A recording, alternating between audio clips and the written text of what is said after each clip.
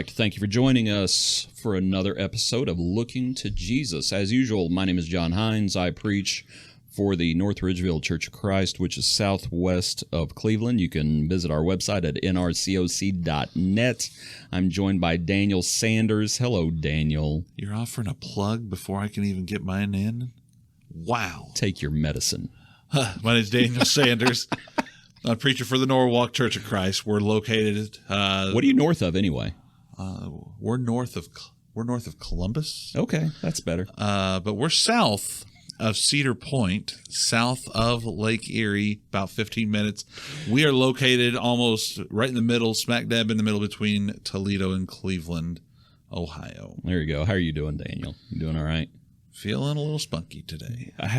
You are too. Yeah, I'm feeling a little ornery, so this might be an interesting episode. We have been talking in our past episodes about different ways that God's people, how they were referred to. Well, let's see, we've talked about sheep, we talked about saints, citizens, talked about citizens, and now we're on the next one today on members. And now we're going to talk about being a member today. And the idea of membership, I preached from Nehemiah this past Sunday and talked a little bit about what does it mean to be a member. And I'm not rehashing that lesson, by the way, but do feel free to check it out, nrcoc.net. But anyway. But, one of the thing about membership, it's like you got membership all over. It's like I got a Netflix subscription. People have gym memberships, not me. People have membership at Costco. People got membership at whatever club. We got more memberships than we can shake a stick at. Oh, yeah. Well, sometimes people, when we think about, and I will say in that lesson, I made the point, what do you have to do to have a gym membership? What do you have to do to have a Costco membership? What do you have to do to have a Netflix membership? You only got to do one thing. What is it? Yeah, purchase. You got to pay the money, pay the fees, pay the dues. They don't care if you actually go to the gym. They don't care if you actually go to Costco. I mean, sure, they would like for you to, but just as long as you pay the fees. Well, I remember someone came to church one time and they asked a question. They said, they asked if I was a member of the church. And I said, yes. And they said, are you an active member? I'm like, what do you mean? Yeah, I'm a member. Members are active. That's what they're supposed to be. But in denominations, they're not. I remember seeing an ad in a newspaper, and this ad, and it was being put out by some Baptist church somewhere. And the little blurb said, if you would like to remain on our roll, on our members' roll, then please send your tithes in by October 1st, whatever year. Very similar with the Catholic Church. Yeah. And it's like if you haven't been there in a while, what do? They'll send the envelope to you and say, well, we want your money to be able to kind of keep yourself here as associated. And they're treating the church like a Netflix subscription. They don't care if you actually use it, but as long as you keep paying your dues, well, then they'll let you be a member. It's like, that's not how the church is supposed to be. That we're supposed to be. We are members of the body. Now, the first question, okay, to get into what we're going to talk about. And you can tell we're heavy on the rant this week. Sometimes people think, oh, well, where does it say I have to be a member? Yeah. And they'll question the whole idea of membership. It's a good question because, some people will ask that. When we were having that discussion, I grew up. I remember one time when my dad was trying out at a congregation and it was, well, who are you? Well, I'm Sue Smith and I'm a member at this congregation, but I attend here. Or I go here to John Jones. I'm a member at at a different congregation, but I attend here. And there were so many different people that were saying such things. And I remember having that conversation where he's like, where's your thought on church membership? Where is it that you can be able to try to think that, well, I'm a member here. I mean, when we go visit someplace, we'll go and attend somewhere else, but we don't, somebody might ask us about where we are a member at, but we see there's a responsibility to be able to attend, to be able to support our local church that we say we're members of. And it's not just monetarily, as you were pointing out, it's an activeness, and that ability to be active means I am to be involved with my church Does it mean sometimes where we might have to contribute and being able to give on the first day of the week? Yes. But there's much more. It's not just that being the only thing or the most important thing. There's so much more of us needing to be active in our work. I think Hebrews 11:6 points out that we are to diligently seek God, which that inquires us and requires us to be active to be able to be seeking and pleasing God. I will say, and pardon, now I'm going to rant about it. This is a side rant. Okay, people have side hustles. I have side rants. And the idea of giving, people are trying to take giving out of church. They're trying to make giving so that it's not a part of worship. Yeah. And it's like you are giving to the Lord, and you're giving to support the gospel. You're giving to support the work, just like in the Old Testament when they did give tithes to support the Levites. Right. Okay, so it is a part of the work, but it's only a part of the work. It just floors me when people are like, oh, where does it say I have to be a member? Yeah. I just put in a concordance. I looked up the word member or members. Either one of those words, they show up 38 times in the New Testament. Okay, so when people come and they say, oh, where does it say I have to? 38 times. Yeah. Talks about members. Now, I know sometimes it's not talking about the local work, but sometimes it is. And so one of the places when we think about, is it scriptural to be a member? What we're really talking about, this is in Acts chapter 9. In Acts chapter 9, of course, it's the account of Saul's on the Damascus road, right? Sees the Lord, speaks to the Lord, witnesses the Lord, 3 days, fasting. Ananias comes in. Why tarriest thou? Rise and be baptized. He speaks about that later on, Saul does, but this is the account. Okay, he's baptized, verse 18. Acts 9, verse 18, he arose and he was baptized. Okay. Then Saul spent some days with the disciples at Damascus. Okay, he's a part of the church. The Lord has added him to the church.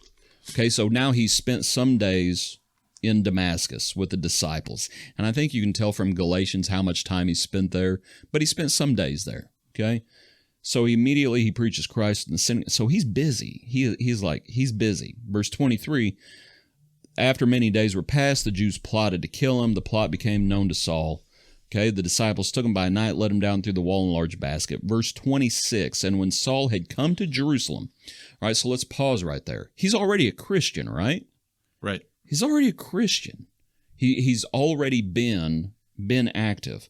But when he comes to Jerusalem, what he does is he tries to join the disciples, it says. He tried to join the disciples, but they were all afraid of him, did not believe that he was a disciple. Barnabas takes him, comes to the apostles, talks about what he's done. All right? That word for join there, that's the word for glue. That's what that word there is. Verse 28, he was with them in Jerusalem, coming in and going out. That concept, that's what we're talking about. Before, he was with the disciples in Damascus. Now he's trying to join the disciples in Jerusalem. We're not saying he wasn't a Christian before, but where was he working? What group was he a part of? Yeah. Before he's in Damascus, now he's come to Jerusalem. You could also talk about that vetting process, because the apostles, they don't just welcome him in right away. Right. And understandably so, because they knew what he'd been doing. Exactly. So they thought it was probably some sort of trick, some sort of shenanigans, whatever. And Barnabas, right, the son of encouragement, says what he says. And so then Saul, later on Paul, he's going to be with them. He's there coming in and going out. That's what it is. He glued himself. He was a part of that work. That's what membership is. Okay, so this idea of where does it say that this is what we're talking about, that we need to be a member, and as we're going to see, we need to be a member of the local church. Yeah. When we think about the autonomy of the church, and that's a whole nother lesson, but the very fact that you have the autonomy of a church, I think you can imply that calls for a member, that calls for membership in the local church. Yeah, it does. You know, the whole idea of, well, I'm going to attend one place but be a member someplace else. How are you a member elsewhere? Right. That doesn't make any sense. It doesn't make any sense at all. You know, again, we can go and visit different congregations. We can be able to see other brethren, no problem. But our first responsibility when it comes to that membership is to our local membership, our local church that we are a part of. one of the things you're there in Acts. If you go just a little bit ahead into Acts chapter 20, verse 28. You wanted me to read all the way from that chapter to chapter 20. Oh, Carry on. All my sermons on Sunday night have been right there from Acts 9 to Acts chapter 20 so far. So toot. Anyway, when Paul's sign your own Bible. When Paul is there with the Ephesian elders in Acts 20 verse 28, right. He says, "Therefore, take heed to yourselves and to all the flock, among which the Holy Spirit has made you overseers to shepherd the church of God, which he purchased with his own blood." Again, he called for which elders? He called the Ephesian elders to be able to oversee the Ephesian work as well. Not the Colossian elders, exactly. Not the Philippian elders. It's not this pyramid scheme or this, the head bishops over all. Yeah, and we see some, sometimes even within the church, we see that trying to be kind of thought of or try to be tempted or try to be pursued in some sort of way at times, where they want to be someone wants to be head over all the elders, and then, well, I'm also a head over these other, it's almost similar to what we see in denominational churches. That's how the Catholic Church started, when you started having local shepherds relinquishing their work to a head bishop. Yeah. That's how the Catholic Church started. But yeah, your verse about, and what's the language there in Acts? Is it Acts 20? 20 verse 28, "Therefore take heed yourselves unto all the flock which among the Holy Spirit has made you overseers." So you have the shepherds and you have the flock. Yeah. And that's their flock. And as you have that flock, those flocks have their shepherds. Right. And you make the same point in 1 Peter chapter 5. "The elders are among you, I exhort, shepherd the flock of God which is among you, serving as overseers." Elders have no authority over sheep in another flock. Right. Because they have no control. Each shepherd had their own flock to watch out for, to tend for, and to care for, and then someone else might have something else, right, to be able to look over and to be able, can you be able to point out maybe there's some concern, but to be able to kind of step in and take control of it is an issue. When people travel or when people move, things like that, like when Saul goes from Damascus down to Jerusalem, it's like, okay, it's not wrong to ask questions. Hey, where have you come from? Right. Is there something going on there that you're running from? Are you, and people use that phrase, member in good standing, but what we're really talking about is there sin? Yeah. Is there sin involved that you're trying to run from? Is there something we need to be concerned about? Because we're supposed to be careful, right? Yeah. By their fruits you'll know them. Beware of sheep or beware of wolves in sheep's clothing. You have all those concepts. We have the responsibility. The elders have the responsibility of caring for the Lord's church. When there's congregations that are not able to have elders, well, we still have a quote unquote vetting process. Sure. I mean, what you may be doing over there at North Ridgeville is probably different than what we might do. I mean, but what we're trying to do is making sure that members are in good standing. Everything's good. The work still has to be done. And the work has to still be done. Exactly. And what we're talking about is the local work. Exactly. Still has to be done. So I think that kind of answers the question, is it scriptural, being a member? And I think those concepts answer that question sufficiently for anyone who's honest. Yeah. It's like, I don't know why people get up in arms about being a member. I have a feeling, and we might come back to that accountability thing towards the end, because I know what we're going to talk about next time. Because next time we're going to talk about disciples. Right. That God's people are disciples. So we'll come back to that, but I think it answers the question, and it's a scriptural idea. We are called to be members of the body. Yeah. And as the body, I understand sometimes the body is speaking about universal things, but other times, as we'll see, it's speaking locally, and we're called to be local members. All right. So the second question I have is, okay, so how do you become a member? I know how you become a Costco member. I know how you become a Netflix member. I know all that. So do you just pay your dues? Is that how you become a member? No. One way we've already seen, Paul was already a Christian. He tries to join the disciples. I'd also like to point out the church in Jerusalem. When someone moves into an area like I just moved to North Ridgeville, the church in North Ridgeville did not have to track me down and say, hey, you know where you're supposed to be on Sunday, right? It's like, no. When you move to an area, you should take responsibility and join yourself and let the church know, I want to be a part of this work. I want to be a member here. So you have that concept. So that's one way that you become a member. If you're already a Christian, you go to the church, go to the elders, go whatever. Go to whoever you need to, and then again, let them know. Each church I want to be a part of this. Go about it in a different way, being able to, right. The elders might have a discussion of things. Right. The members might have a discussion of things together to be able to. Right. Okay, again, we go through the nothing else can come to mind except for the vetting process of everything, just to make sure that everything's just checking P's and Q's, make sure everything's... we want to make sure there's no issues or nothing with that. Yeah. It's not trying to be wrong. It's not trying to be mean or try to make somebody ashamed of anything. Right. It's just to make sure that everything's in good standing with the church. I remember one of those times we had a gentleman move up from Southern State and said, well, I attended here, gave us the name of the congregation, gave us the name of the preacher. You know what I did? I just went and called him and said, hey, do you know Brother So-and-so? Yeah, there it was. Okay. Yep. Good standing, everything. He was good. Yeah. He was involved with the work. Right. He did these things. Okay, great. Right. Now I knew someone or knew of someone in Arkansas, and this fella had been, quote unquote, a member of the local church for years and years and years and years and years. Now I have to explain why I said quote unquote. It comes out at one point he had never been baptized. He'd never obeyed the gospel.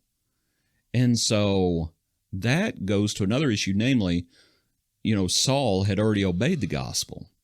So if someone has not obeyed the gospel, then at a certain point, at that point, you go to 1 Corinthians chapter 12.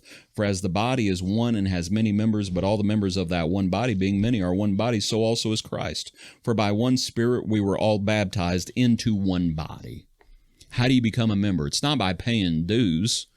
Jesus already paid that due. He went to the cross. He paid the price. What we do is we submit to his baptism, and we are baptized into one body. We are baptized into the body. The Lord adds to the church daily those who are being saved, and we become members as we are baptized. We're not like the denominations. At that point, we're not going to vote. Because, Daniel, if you're not a Christian and you come forward Sunday morning over in North Ridgeville, if you come forward and you say, I want to be baptized. I repent of my sins. I want to be baptized. We're not going to do a show of hands and say, well, does anyone know anything about Daniel that would prevent him from being baptized? He's already admitted he's a sinner. Yeah. It's like we know where you've come from. If you haven't obeyed the gospel. That's a whole nother discussion that we could get into of just, what do we do when someone comes forward? What do we do? Well, if someone says, I'm a sinner and need to be baptized, I need to do that because we're trying to help out this individual become a member of the Lord's body with everything. Yeah. Now, if it's like the Pharisees coming to John the Baptist, they're unrepentant, and he says, who warned you to flee from the wrath to come? And he wasn't going to just let anybody into the water. There are different circumstances where, as one who has been involved with baptism before, there have been moments where I have said, let's discuss it further. Right. You want to know if they understand repentance. If they understand why they're doing this. That's one of the things that I ask. Do you understand what it means to be a Christian? Yeah. We talk about that transformation of everything. Right. When we become a member of the Lord's body, it's a transformation of everything. There's a change that we are to make in our life. And we're doing it because of that godly sorrow that produces repentance. No, you've probably had it before where someone might have said, well, I'm doing it because my parents told me I need to. Right. Or, well, let's talk about that more. There are different circumstances that we are to be aware of to be able to do this. But when someone comes forward and says, I'm a sinner, I need to be baptized, I need to be part of the Lord's church, I need to make my life right. You can't deny them water. Right. I mean, what's to say?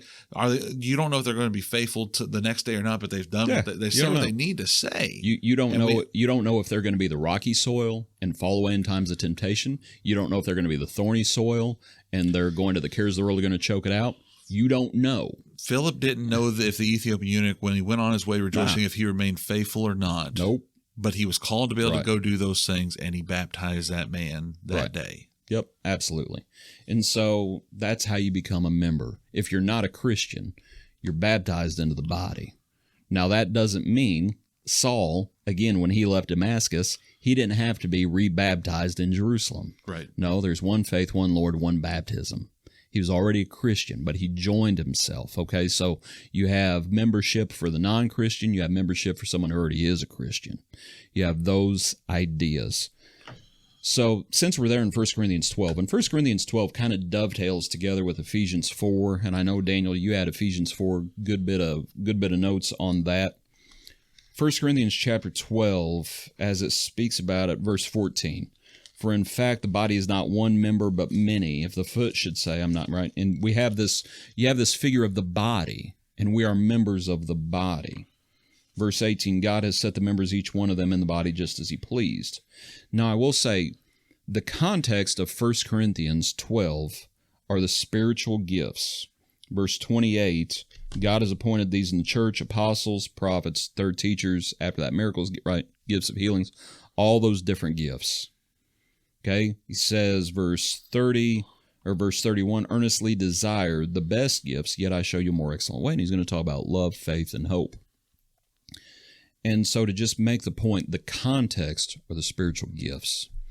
But within all of that, at verse 25, it says that there should be no schism in the body, but that the members should have the same care for one another.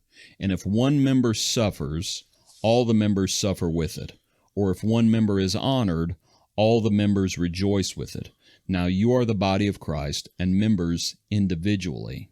That idea of having the same care for one another, and suffering when others suffer, rejoicing when others rejoice, that's sympathy. That's being moved by others, both whether it's good times or hard times.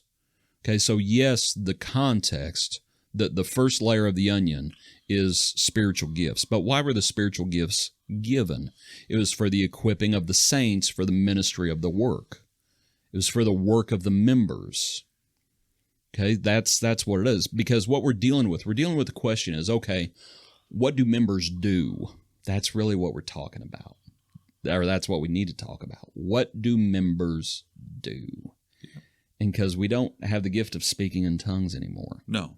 We don't have some of these different operations of everything, and what Paul was talking about there as well in Ephesians 4:11 through 16 talks about some of the different things, goes into a little bit more detail on the individual side of everything, where some were given to be apostles, prophets, evangelists, pastors, teachers. As we look as well, why were they given all these things? For the equipping of the saints, to be able to help the individuals together as a whole be able to grow together, be able to nourish it. Going along with what you were just saying just a moment ago about when one member suffers, all the members suffer.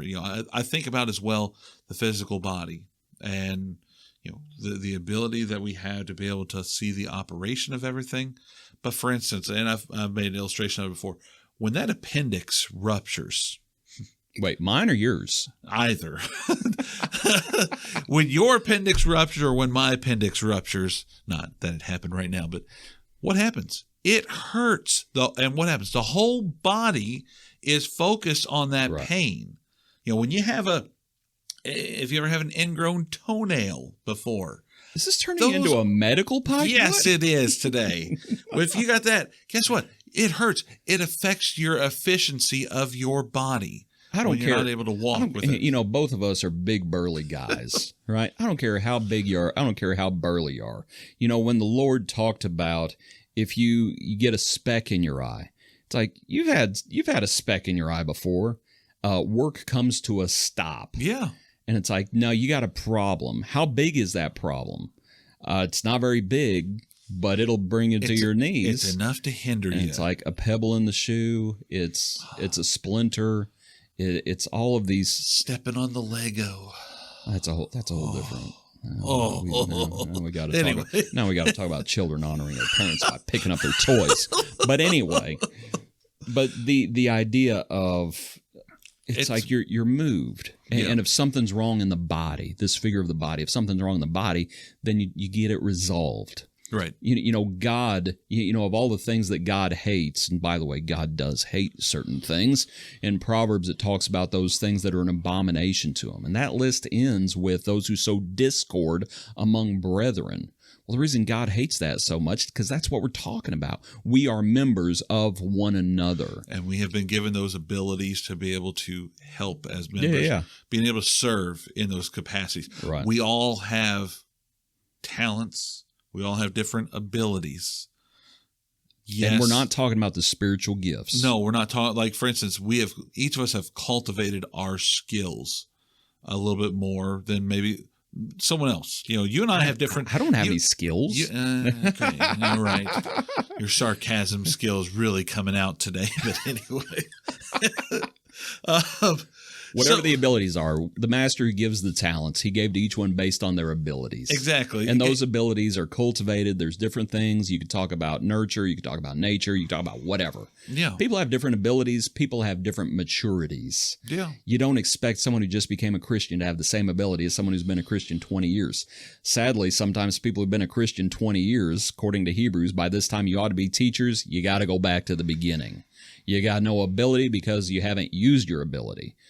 You got to cultivate it, having your senses exercised to discern both good and evil. That goes back to that Hebrews 11:6 that I mentioned at the beginning was, we got to actively or diligently seek God. Right. There is, it's living within us. It is something that we are to be able to continue to grow, nurture, take care of. And those skills, those abilities that we have to be able to serve God and be able to use those abilities to help serve and worship God, but also help our fellow members be able to grow and develop, be in harmony with one another. Verse 16 of Ephesians 4, whom the whole body joined in it together, by what every joint supplies according to the effective working by which every part does its share, causes growth of the body for the edifying of itself in love. That speaks about the individuality of each member, and working in harmony. Being, I'm sitting here. I know you can't see it, but I'm sitting here being able to move my hands, being able to talk, being able to breathe, being able to listen to what you're having to say. I have all those things working in harmony right now where I can be able to do those things and being able to effectively do those things with my own physical body, such as the same as the spiritual body. You're not comfortable with how much you gesticulate your hand movements, all of your hand movements. Sit there, curling the hands, flowing with the homies. You're a hand waver. One of the first places where the Lord talks about the church is if your brother sins against you, go to him. And if he hears you, you've gained your brother. If he doesn't hear you, take the witnesses. If he hears them, okay, well and good. If he doesn't hear them, bring it before the church. Yeah. And if he doesn't hear the church, let him be to you like a heathen and a tax collector. But that whole thing is really about membership. It's being members of one another, and you see the individual responsibility there. You see an individual responsibility, but you also see a collective responsibility. And actually, it's one of those places where you can show the difference between the individual and the church. We've already seen it, actually. But anyway, you can show it from that passage. And where it says, if he doesn't hear the church, let him be to, and I believe that you there is singular again. And so you're back to the individual. It's a church matter, but what are we? We are members individually. Yeah. We're members individual, and we have an individual responsibility. Okay, so you have this concept. Like I said, that verse there in Ephesians 4:16. Okay, what do the members do? Verse 15, speaking the truth in love. Mm-hmm. These things are given, verse 12, for the edifying. And that still goes on because the gifts were given to deliver God's will, Scripture. It was confirmation, revelation, and confirmation. So now we have the Bible, we use it, we apply it, and we help others. That's what we're trying to do, to be those servants, special servants of the Lord. But anyway, as we think about, okay, what does it mean to be a member? This is what it means. And there aren't special members here. Now I'll harp on that. We've been talking about, before we started recording, being special. It seems like, remember the old Saturday Night Live skit with the church lady? Oh, isn't that special? Well, that's how some people are. Aren't they just special? But anyway, there aren't special members. There are members. And we are called to be members of one another. And so here we see the work. I wanted to think about the benefits. What are the benefits? And I think we'll see the benefits of being a member of a local church. I want to look in Hebrews for this point, because one of the benefits is you're able to cultivate and have those good relationships with people locally. And, you know, when Jesus talked about there's no one who's left, and he talks about father and son, you know, father and mother, and who's left for me, and he says, now in this time we'll find, and what he's speaking about, as it talks about, he will find fathers and mothers and brothers and sisters and all these things. And he's talking about these relationships. And that's what you have in the church. It's like, no, you have individual, you have members of a larger group. So in Hebrews, let me get over there to think about cultivating this concept. And actually, let me pull my notes up here, Daniel. I have it somewhere. Here it is. Look in Hebrews chapter, they're in chapter 3. The first few verses, it talks about verse 6, just as verse 5, Moses was faithful in all his house. Verse 6, Christ as a son over his own house, whose house we are if we hold fast the confidence. Now, I think that house, is that speaking universally or locally? I think it's speaking more universally there. It is, and I think you can just tell from the context. But when you go further down in the same chapter, just for example, verse 12, beware, brethren, lest there be in any of you an evil heart of unbelief in departing from the living God, but exhort one another daily while it is called today. That idea of one another, that's what we're talking about. We are members of one another. And I'm thankful to have brethren all over the country and all over the world, okay? I'm thankful for that. I'm thankful that, on Facebook, you can see stuff happening all over the place. Sometimes I feel like people post way too much stuff. Hole. But anyway, chasing the rabbits. You distracted me. Why did you distract me? Squirrel. I have a responsibility that exhort one another. All the one another passages, and there are a lot of one another passages. Does that happen universally, or does that happen locally? And I would suggest it happens locally. Yeah. And you just go through Hebrews, for example, again, they're in chapter 5, verse 12, for though by this time you ought to be teachers. Well, who should they have been teaching? It's not talking about elsewhere. It's talking about the local work. Yeah. It's like, yes, we're not individuals there with that. Yeah, we're not denying there is there is the church spoken of universally, but you have the local work, and that's how the church functions on this earth, frankly. You look over in chapter 10, and just for time's sake, and there's so many passages in Hebrews, it's not even funny that you can show this. But in Hebrews chapter 10, verse 23, let us hold fast the confession of our hope without wavering, for he who promised is faithful. And let us consider one another in order to stir up love and good works, not forsaking the assembling of ourselves together. What is that talking about if it's not talking about locally? I don't know how you can be able to get anything else out of it except for speaking about locally there. Yeah. The assembling of ourselves, not forsaking the assembling of ourselves together. Yeah. If you can come up with a different concept with that, please let us know, because that speaks about the individual, that speaks about my role locally there. Chapter 12, verse 12, therefore strengthen the hands which hang down and the feeble knees. How does that happen outside of locally? It's like, no, we're talking about the local work. That these are the benefits of being a member, that you cultivate those relationships, you engage with one another, and we are members of one another. Here in chapter 13, look at verse 7. Now, this is going to go back to another point we already made. Chapter 13, verse 7, remember those who rule over you, who have spoken the word of God to you, whose faith follow, considering the outcome of their conduct. And actually a little bit later in verse 15, verse 17, obey those who rule over you and be submissive, for they watch out for your souls as those who must give account. Now, how does that happen if it's not locally? And it's like, and that goes to your Acts passage about Paul calling the Ephesian elders, the Peter passage, shepherd the flock which is among you. What was the Ephesian elders one? It was take heed to the flock. Yeah. And as shepherds have their sheep, sheep have their shepherds. And there's this accountability. It goes back to what that lesson was a few weeks ago on sheep. My lesson or your lesson? Oh no. No, yeah. Podcast. Sorry. Yeah, the podcast, the discussion. There you go. There we go. It was a special discussion. A special discussion. That's right. Yeah. So, the discussion on sheep, they know the voice of their shepherd. Yeah. You can have all these different people calling the same command, but they don't answer. But when they hear the voice of the shepherd, that local one, that the one that they're associated with, they're able to hear that voice and being able to follow. It goes along with what we're talking about as well. Yeah. Daniel, you couldn't see this at home because obviously this is a podcast, but he just held up a sign that said special people. And it's what First Peter that talks about we are God's own special people, depending on what translation you use. Holy, sanctified. We were talking about that in our last. That word for special, that's where the King James used the word peculiar. And it's not speaking, it doesn't use the word special like, isn't that special?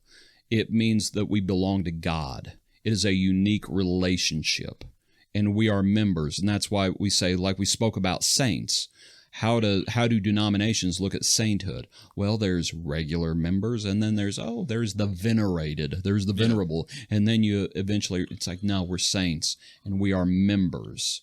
So there are not special members in the typical sense of the word special today, but all the members and all Christians, all saints, all sheep, are God's own special people. We are different. We belong to the Lord.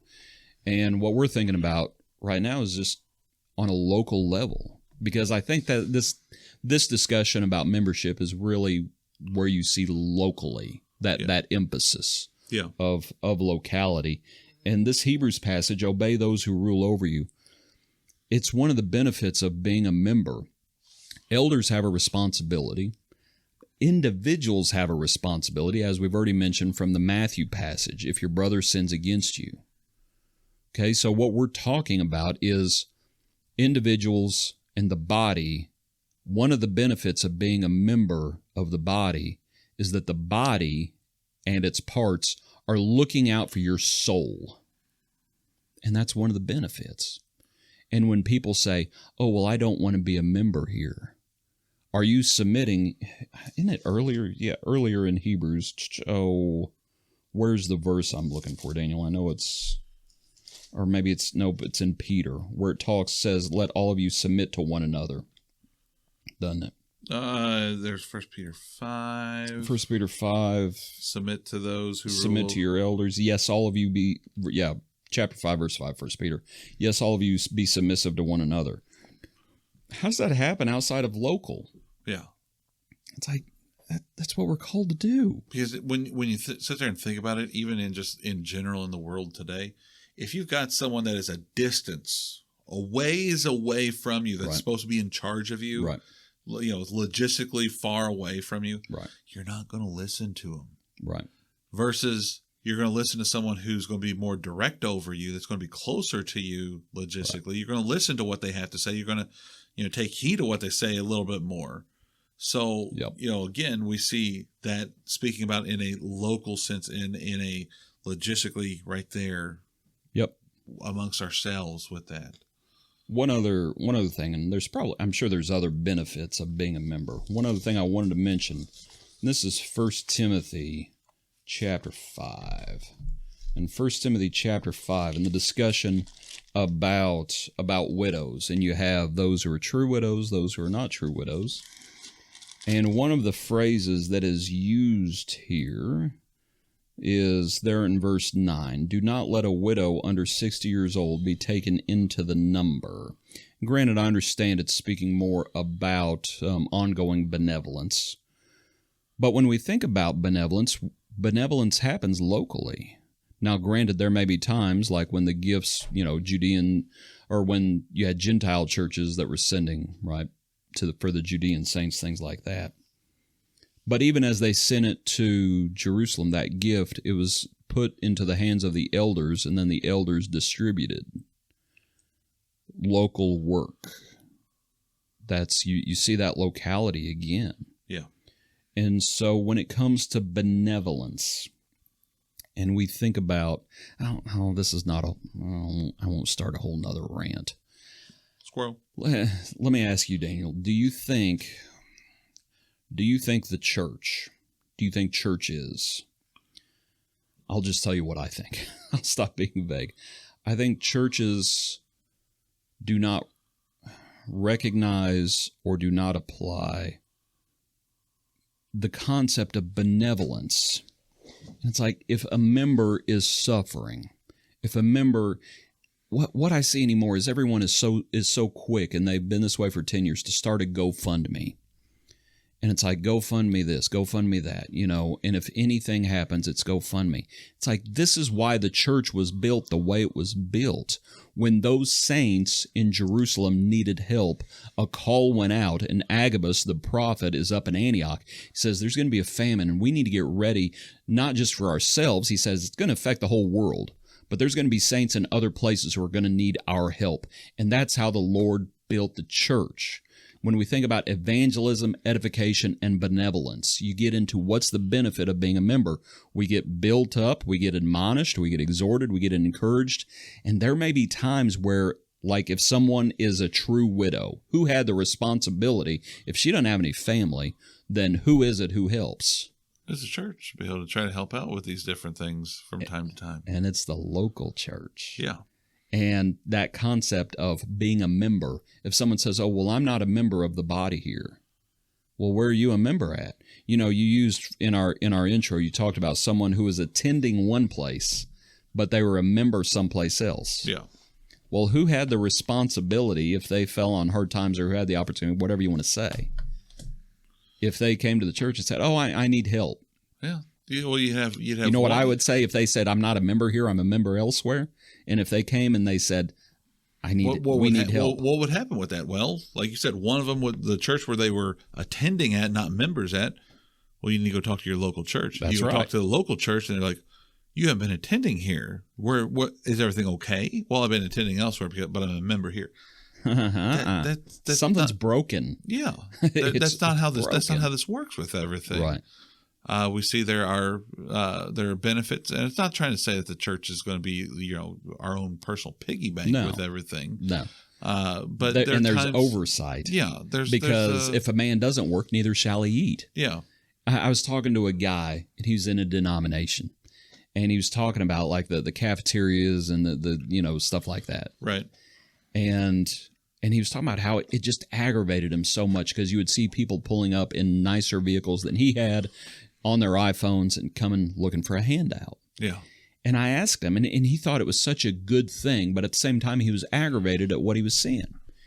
And I asked him, I said, at what point do you deal with the Thessalonians passage, if a man doesn't work, neither shall he eat? And he kind of looked at me, and I said, do you think you're enabling those people? Do you think you're enabling doing wrong? And he said, oh, yeah, absolutely. It's like, it's not a good thing. You think it's a good thing. It's not. Right. There needs to be oversight. There needs to be oversight. There's oversight. There's rules. There's stipulations. And that all goes into membership. Yeah. Goes into being able to support our local church. Yes. And not just financially, right. but involved. Right. We are involved. Yep. We are part of it. We are yeah. the church. Yeah. And I think that's exactly it. What does it mean to be a member? Involvement. Engagement. Members of one another is what the scripture says. Absolutely. We are members of one another. And so people should not cast aspersions at the idea of being a member. It's like, no, we are members. We're members of the body. Yeah, absolutely. And get to work. That's right. And so that's what it means. Whether it's a little, Jesus said she has done what she could. Yeah. So be it. Do what we can. Do what we can. If it's just a cup of water, do what we can. Yeah. Don't sell ourselves short either. Right. Because sometimes we think, I can't do much. Yeah, you may be able to do more than you think. Yeah. There's a certain woman who, as far as I could tell, all she did was sew. And yet when she passed, all the widows showed all the things that Dorcas had made. And it's like, she had done a good bit to influence others. Yeah. The widow Absolutely. put in her 2 mites, and Jesus says she's done more than anybody else. And so the Lord looks at things a little differently than we do sometimes. It's the quality behind everything. It's not always necessarily quantity. There you go. There you go. Everything. So, membership. Next week, what are we talking about, Daniel? We're supposed to be talking about disciples. Discipleship. That'll be a good one. We'll see if we're still... See how rant heavy next week's is. I have a feeling next week might be pretty rant heavy. Appreciate you, Daniel. Appreciate everything. I'm going to throw out one quick thing Yeah. for us.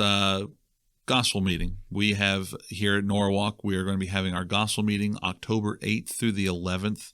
Brother Keith Welch, a person who grew up with this congregation, he's located just on the west side of Akron, Ohio. He's going to be coming up for our gospel meeting. He's going to speak for us October 8th through the 11th.